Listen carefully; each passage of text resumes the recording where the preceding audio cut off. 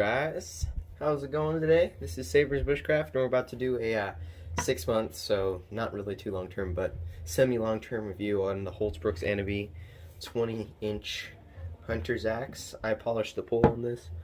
I don't know how well you can see that, but it's mirrored. That's only one of the modifications that I made to this. I slimmed up the handle just a bit, just a tiny bit. I think it has a very fantastic handle. And so let's dive right into this.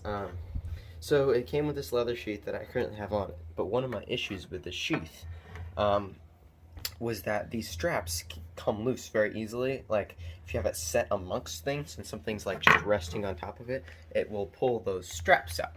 So I decided that I wanted to modify this, and what I mean by modify is I literally just put tied a piece of strong leather cordage on it. So you just pull that up like so, and then you listen, and it's the same design, but just improved upon. Okay, so this is a hand forged axe, as most Swedish axes are, of high quality Swedish steel. Let's get a full view of it.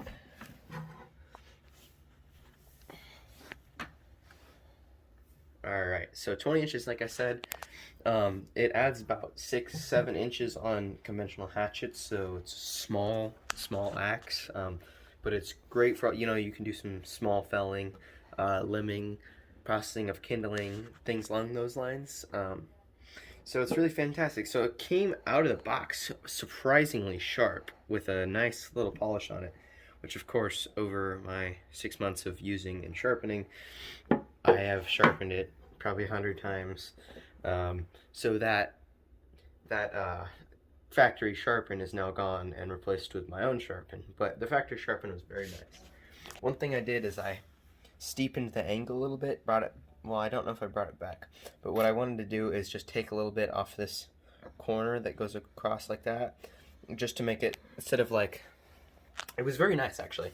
It's one of the best factory grinds I've had, but instead of like this, I wanted to bring it back a little more like that, give it a bit more of a convex.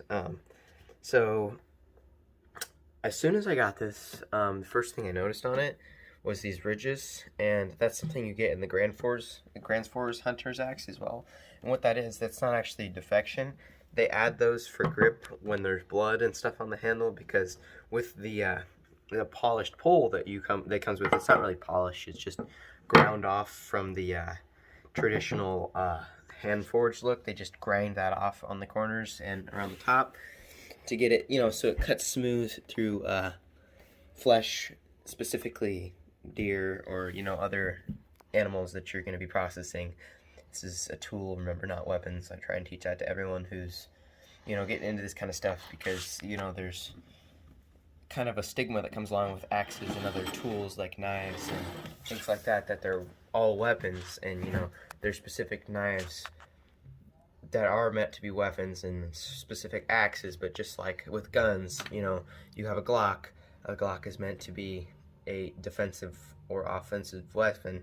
Then you have a .308 hunting rifle, and that's meant specifically to hunt animals. And so this is meant for small wood processing, little bit of felling. You can fell wood up to, I say, 6, 7, 8, 9 inches in diameter. A tree's about this size. It does very nicely.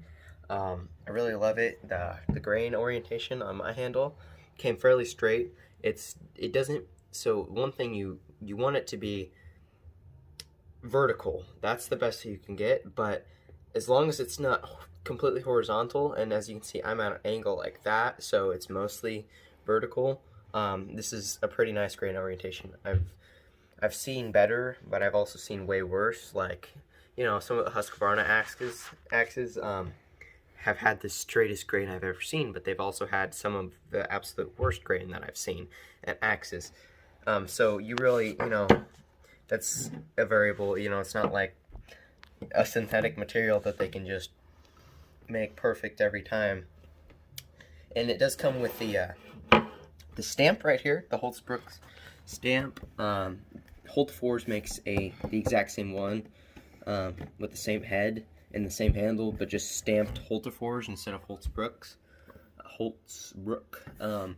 So this is a I'm assuming 0.85 pound head, unless that's in kilograms. It's made in Sweden, hand forged, like I said.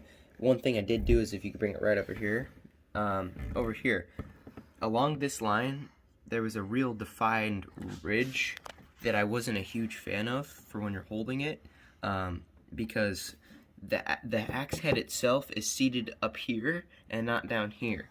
So it's one thing if that ridge was going to be closer up, you know, holding it on better, but it was kind of so far down. You can see a bit of where I took that off, just because it felt better without it, and it wasn't necessary, you know, for holding the head on. And then another thing I did is this had a little bit of a dip where it went out like this in, and then it kind of dropped down. So I evened this out and made it very like straight, and I rounded it because it was just a little bit pointy, and I got that all taken care of. So now when you're holding it, you can really choke up on it, and it feels very nice. It does come with a lanyard hole, which me personally, on axes, I prefer them without, but I know a lot of people do like them.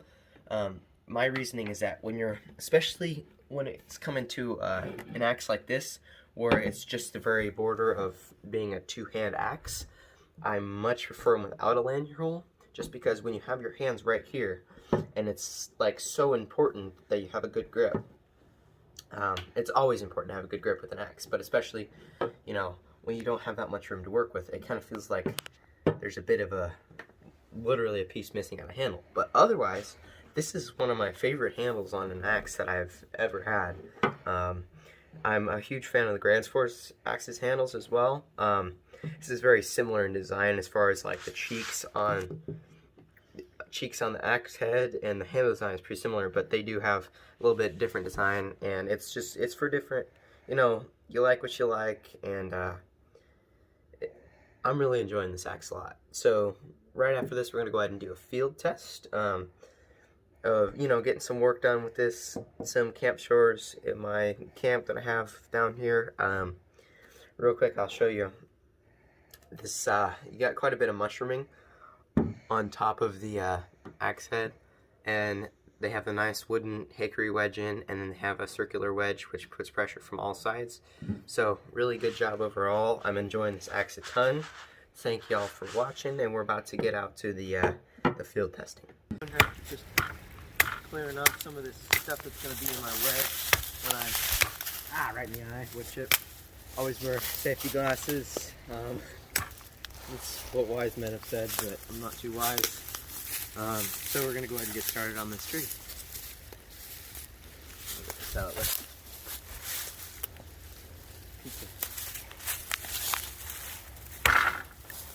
So you see how deeply that nearly went halfway through the tree in one swing.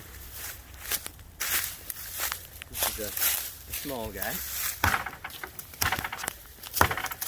getting showered by dead stuff from the tree, but that's okay. And as much of this stuff that you can do kneeling, you're going to want to do it kneeling, just because it, you know, kind of gets rid of the possibility of hitting yourself in the leg or the shin, which is bad. So, alright, so this tree's so thin, pretty much good on this side. I'm trying to figure out how I'm going to get the notches on this side done with this tree right next to it. Just with some light swings. They're already going that deep. I think I'm not going to be able to get the ones from the back. I'll just finish it off from this side.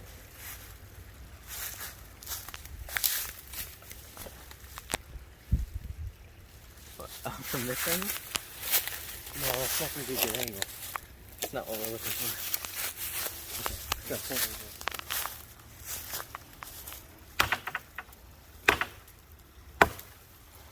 there she go. Oh, maybe.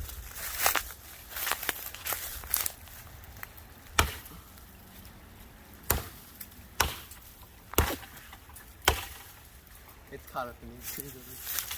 Hey, watch out, Zach. Okay, so now, once you have it teetering like this, you're able to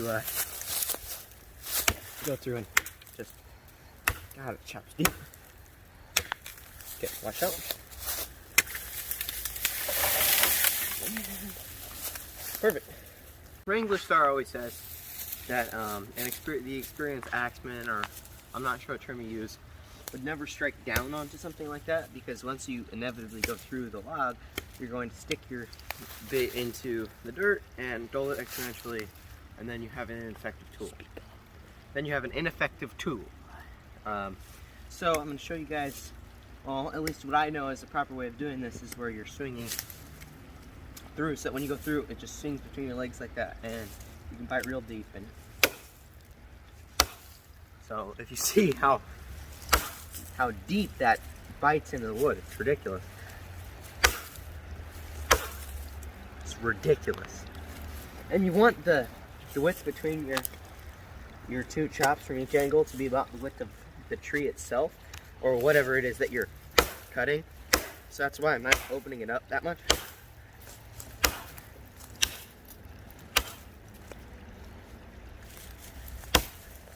So that's really good. Now, to finish it off, you can see how much of that I got through in just a few calculated strokes. I'm going to just give it a whack from this side. Then go ahead. We're right next to if you could hold this, Zach. We're right next to a nice little river. I want to turn it, so see if I can.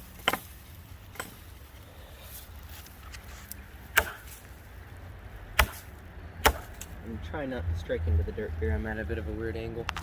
So now you can split it like so, and you have yourself a piece of nice processed wood. Clean cuts. It's really nice. Thank y'all for watching. Go ahead and leave a like, comment, subscribe if you liked it. Thank you guys. Have a nice day.